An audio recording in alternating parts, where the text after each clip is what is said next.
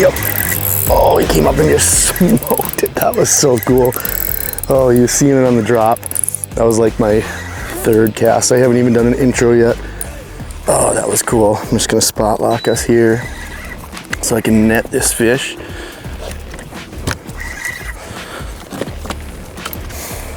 Not a giant, but solid. Oh, sweet. Oh man. Well, what a fun way to start a video. We just got out, like I said, that was like my second cast. I was just gonna do an intro and that one came up and smoked it. I'm gonna get this one off and then we'll tell you what we're doing today. Whoa. There we go. A nice, little skinny, but fun walleye. Whoa. I'm gonna be honest, I was out trying to shoot a slip bobber walleye video the other day and it was tough. My wife joined me after that video and I was just out nosing around doing this open water stuff. It got on a pretty good bite, so I was like, I need to shoot a video on this because you can't always go out with expectations of what you want to do and stick to it. Sometimes you got to adapt to what the fish are doing, and we were on tons of fish the other day and they just were not wanting to go, so decided to switch it up to this and got on a pretty good bite. So like I said, we're talking open water, suspended walleyes. I feel like it's out there enough where I can finally do a video on it. Did a little bit of one last fall, chased some big walleyes. If you haven't watched that, go take a look at that one. But one of the cool things about this open water bite is it's a lot of good fish. You're not going to catch a lot of like eater size fish. It's going to be that 20+ inch range depending on the body of water that you're on, and as you saw that one, they just absolutely crush it. So we're going to keep moving, talk you through what we're looking for, where we're at, and then a bunch of tips and tricks along the way to help you be more productive with this bite if you've never done it or you're looking to dial it in a little better. So a lot of talking to start. We're going to get going, give you a bunch of tips here. So one of the first things you're going to notice is there is a ton of bait. As I pan around, you can just see bait out here stacked. You can see maybe there's a little bit of a bigger fish closer to bottom. And as I pan around, I don't see any other fish, but earlier you were seeing just random fish kind of suspended throughout the water column. Well, my GoPro just says file repaired, but might be a corrupted file. We'll start that one again. Hopefully I didn't lose all that footage.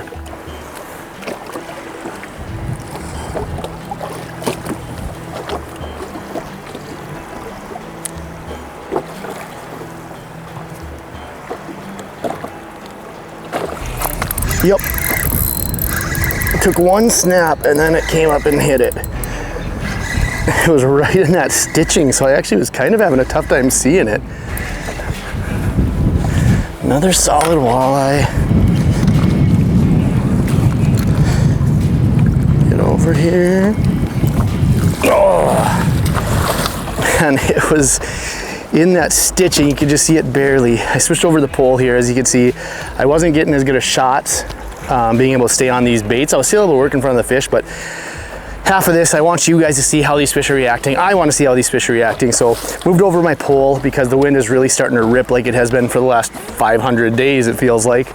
We're gonna kind of show this one off, talk a few tips here, and we'll get rolling. Another solid fish. This one's probably close to that mid-20s inch range. So that's one of the really fun things about this bite is you get a lot of the bigger fish. You're not going to catch, I think I said that earlier, a lot of these smaller fish. But one of the things that I'm looking for right now is this area specifically is just a big flat. You know, we're anywhere from like 25 to 35 feet. Some of these fish are, 5 feet off bottom. Some of them are 20 feet off bottom or 10 feet underneath the surface. A couple things I look for is one, a bigger area that I can kind of cruise around. Two, this one specifically is wind blown, but seeing a lot of bait. These fish aren't always hanging around that bait. However, that one, there was a little pot of bait that was close by. Being able to find some of these big feeding flats where there's bait. A lot of times when I'm fishing is I will turn up the gain quite a bit. So there's a lot of clutter on the screen, but if I'm fishing myself, it's easy to see. Obviously for filming, I turn that down so there's less clutter. But even for this, I turn my gain down a little bit and I just have my color gain basically at 100% all the way up, because any little blip that I see on the screen then is I know is a fish. Bait shows up as that yellow orangish, but the fish show up as a little thicker red mark. So that's the first tip. Get your settings set up correctly so that way you can really identify these fish quickly and easily as you're just panning around, because a lot of times you're covering a lot of water. We're gonna keep fishing here. Got a bunch more tips to help you be more efficient, more effective with this kind of open water bite. There's a nice suspended mark. See if I can make a somewhat efficient cast. Thing is, it's gonna get right into my stitching, isn't it? Try to get out to him. Just barely see that guy.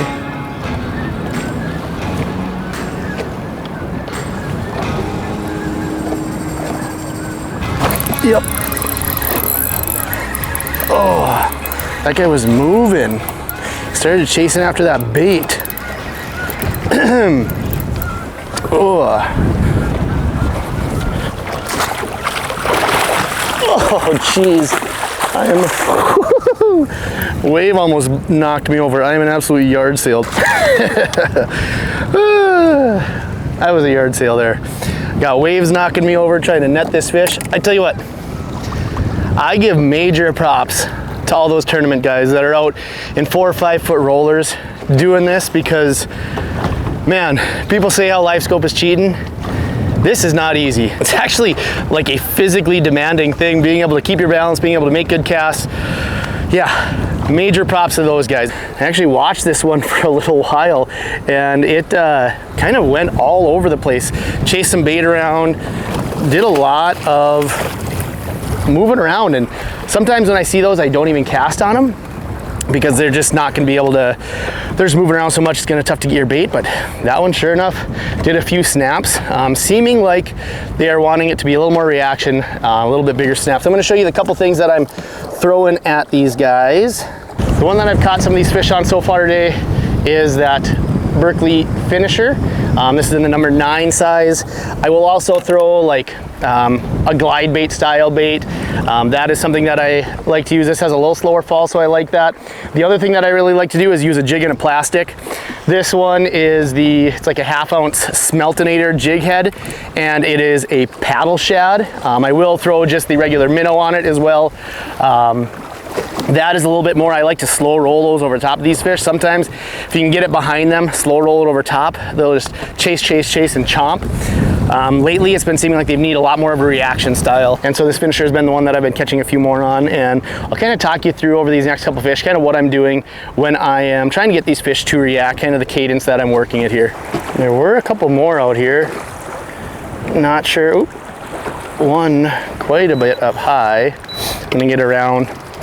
Another quick tip that I'm going to talk about is make sure that you are getting in good position. I hope my mic's okay here. It's super windy out right now, but getting in good position is crucial because you need to make a good cast. You need to be able to get this fish, get at these fish accurately.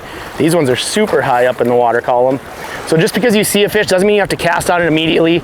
Sometimes it's super important to be able to read where these fish, I'm going to turn around here. Sometimes it's super important to be able to read which direction these fish are moving so you can get out in front of them and be able to cast right on them. So I see a couple out in front. One's close here at like 40. So I'll get that guy out there. Ooh. Snap it in front. These ones have been liking to chase down, so I'll snap, let it fall, snap, let it fall. Every once in a while, if they get closer to the boat, I will do a little short snaps like that, but that is not, like I said, they're in a very much a reaction bait style mood. Another one out there a little further. Definitely not every fish that I'm throwing on is biting today. Seeing quite a few, just needing to work through a bunch of fish. Some you can tell they're just gonna be in that bitey mood and you jump it right on their head. And some of it is I just mess up the cast or I get it close so they kind of spook, but it doesn't make them react. Ooh, like that. That was a garbage cast, so I am going to recast. Don't be afraid to recast. You want to be set up properly on these fish, and so should be close.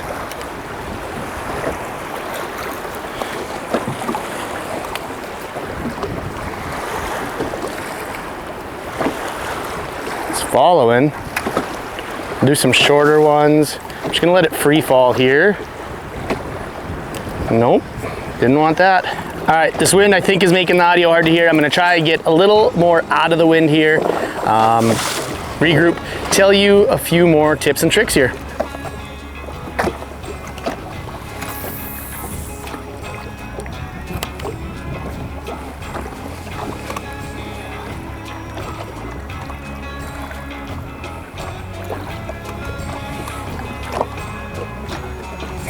Oh, I thought he was gonna hit it.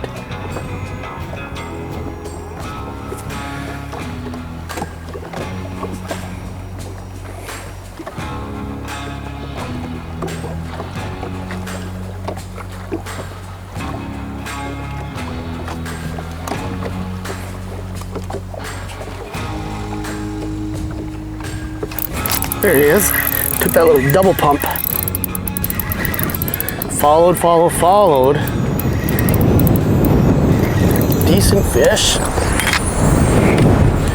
Oh, he's not hooked very good. Oh, popped off in the net. Oh, took that little bit of a double pump. That guy popped off right away, so I'll show him off right away. Oh, yep. Another good fish. No giant so far, but most of these fish have been kind of in that 23, 24, 25 inch range. That one you can see. I'm out over probably about 46 feet of water right now. You can actually see one more out there. Got that thing to chase and follow a little bit. It was down 15, 20 feet, and finally followed, did a little snap, and that's what it finally got it to bite. You can definitely see when they chase it down pretty aggressively, those are the ones that, I don't know if you can hear that, but this rod is making a lot of noise with the wind, but those are the ones that want to go for sure. I'm gonna have to put this away because it's driving me nuts. Anyway, like I was saying, just cruising over kind of this open water basin area, seeing a lot of fish. I did have to move with this wind. Take your time, get set up on these fish, make good accurate casts. You've seen me do it a couple times where I've casted not quite where I want to, so I'll reset, recast, and it definitely pays off. Try to get them about 70 feet or so.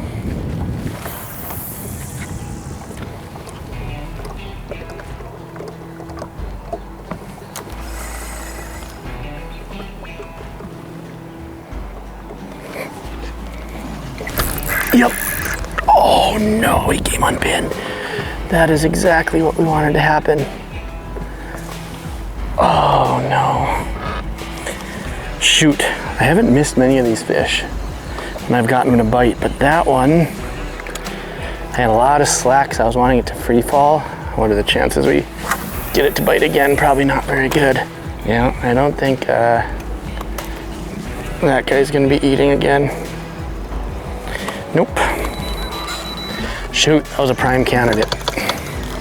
One little tip is I like to upsize to like 12, 15, 20 pound fluorocarbon leader because I feel like it doesn't get hooked up as much. I do that with jig and wraps, with a lot of reaction style baits where you're ripping. I feel like they don't get hooked up quite as much into their own hooks and stuff because it's a little less flexible.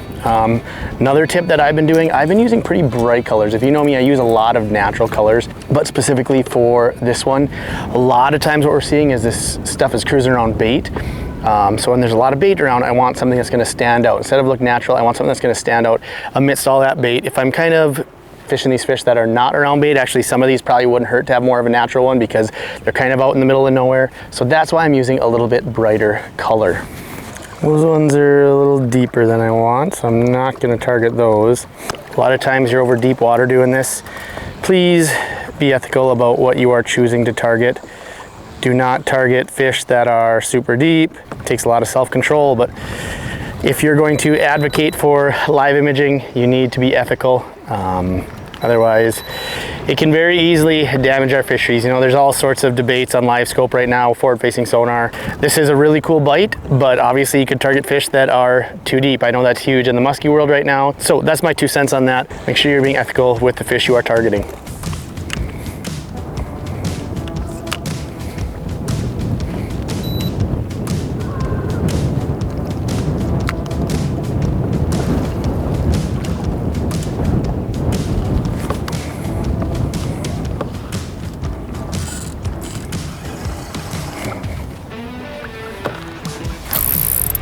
Yep, I was just reeling up past this one.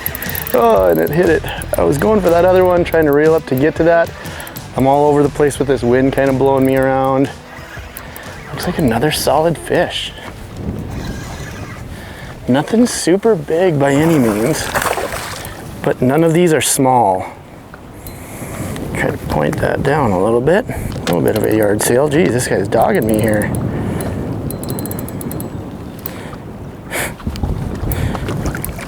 Again, kind of right in that same ballpark here. Whew, he's feisty. Was actually just reeling up another kind of that mid to low 20s range. Try to get it over to him.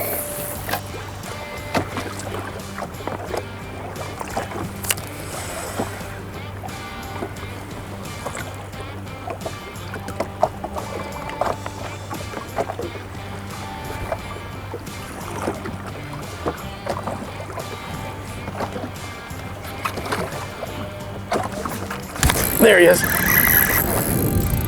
Feels better.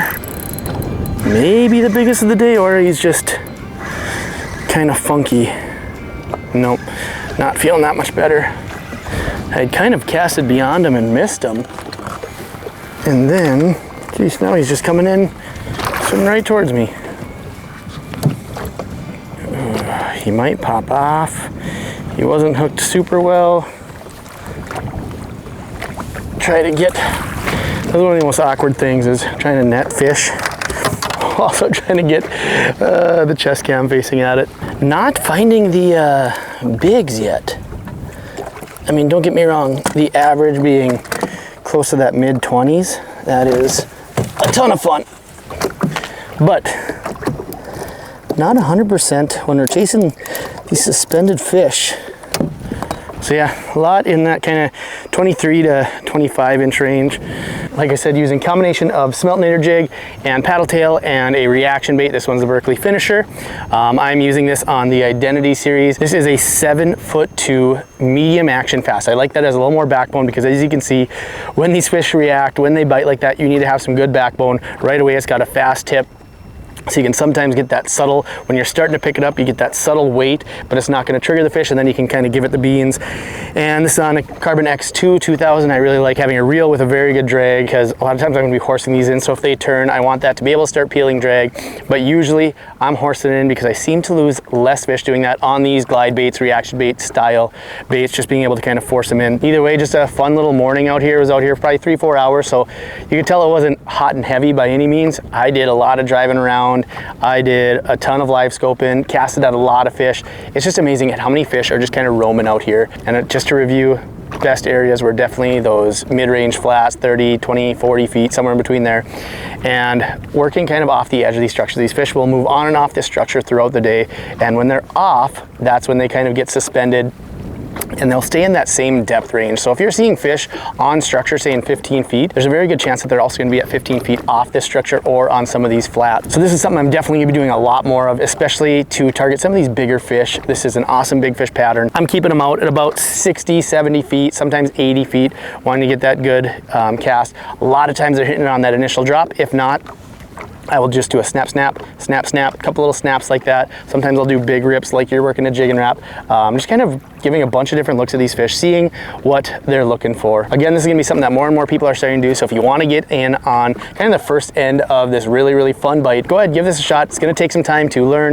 You're gonna have to get very efficient with your live scope, reading these fish. And if you can do that, you're gonna put a lot of good fish in the boat. So thanks for watching. We'll see you next time.